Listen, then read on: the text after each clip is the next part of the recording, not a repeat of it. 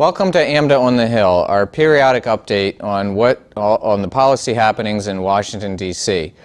Since the last time we spoke in early March, there have been a number of updates that I want to briefly go over.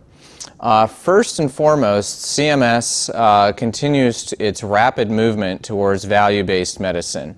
And the biggest development that occurred was that in mid-April, CMS, along with the Center for Medicare and Medicaid Innovation and Department of Health and Human Services, held a joint press conference at the American Medical Association's headquarters to announce new payment models to deliver value-based care in primary care. There are 5 new models. One of which is called Primary Care First model, and the other is Direct Care Contracting. There are a lot of details to be worked out within these models, but one thing was clear from the press conference is that CMS continues its rapid movement from fee-for-service toward value-based medicine.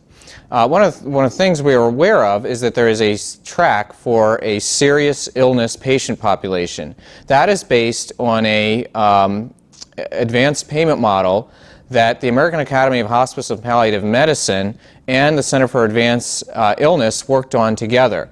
We supported those models as they went through the development and approval process, and we hope to work with those organizations along with CMMI as they are developed and implemented. There's going to be a lot more information to come.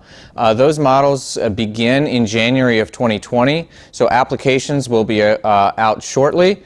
And there will be another round of applications a year after it begins in January of 2021.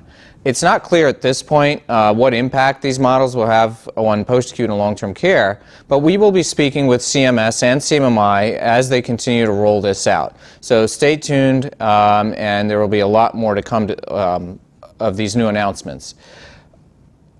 In addition to that, there's been a new payment model announced for skilled nursing facilities, the biggest of which I touched on last time, the patient-driven payment model. AMDA held a webinar to highlight the changes in the payment model and PDPM last month, and the recording will be available. We had a lot of good attendance in the live version and a lot of good questions. I'm sure there's a lot of angst as this model is scheduled to be implemented in early October.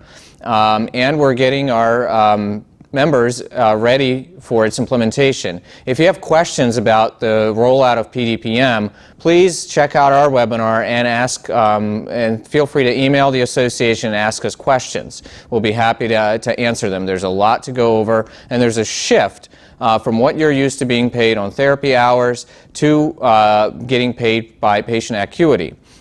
The other major change is to understand the impact of ICD-10 coding and the role that clinicians and medical directors can play in helping their facilities prepare for this rollout.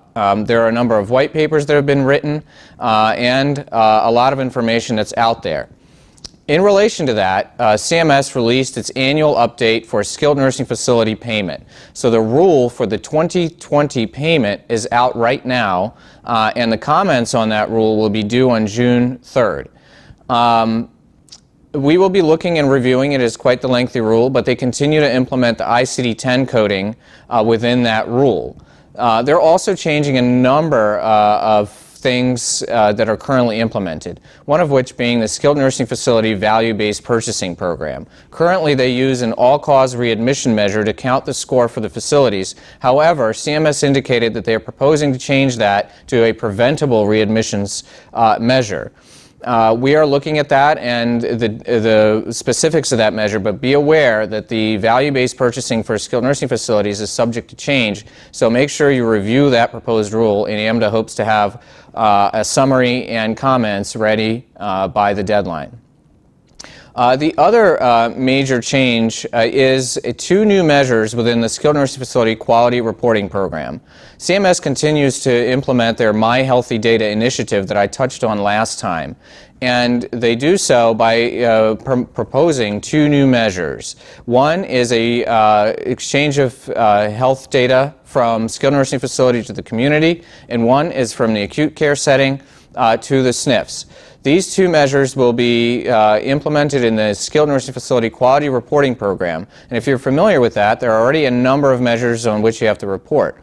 AMDA welcomes changes to data exchange and data information, as it is severely lacking and is crucial to success of these new value-based payment models. Speaking of health information technology, AMDA continues to work hard to promote interoperability and implement health information technology in the post-acute and long-term care sector.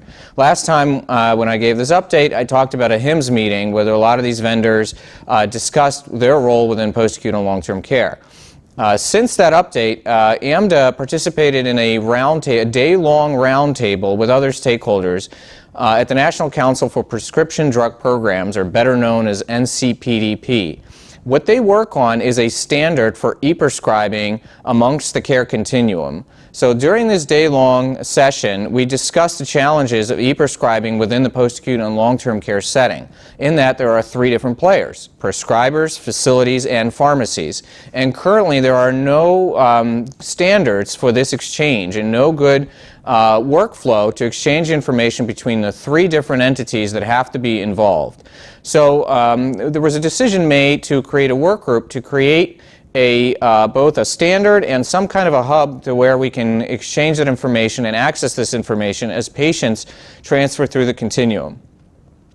While we're working within that group, AMDA is also involved in a post-acute long-term care work group that is being developed by CMS. That work group is also working on standards for health data exchange that is broader than e-prescribing, but one of the things that they have discussed is how to tackle medication reconciliation, as it continues to be one of the top issues for readmissions to hospitals and unnecessary deaths and other issues.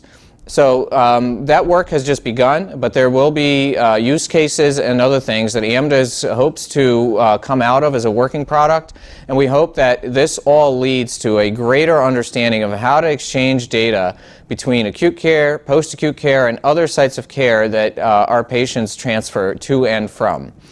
That's about it for this update. There's a lot that's going to happen in terms of the future. There's the comments on the different proposed rules that I mentioned. There's going to be a lot more conversations about MACRA and MIPS and additional comments on APMs. So if you'd like to voice your opinion, if you'd have any questions, if you'd like to participate in the comments, please email us and please let us know. I would certainly encourage you to check out all the resources that we continue to put out. Among them, please look at the PDPM webinar. We have another one that's going to focus on therapy that's upcoming on May 1st. So please continue to check out those resources and let us know if you have any questions. Thank you.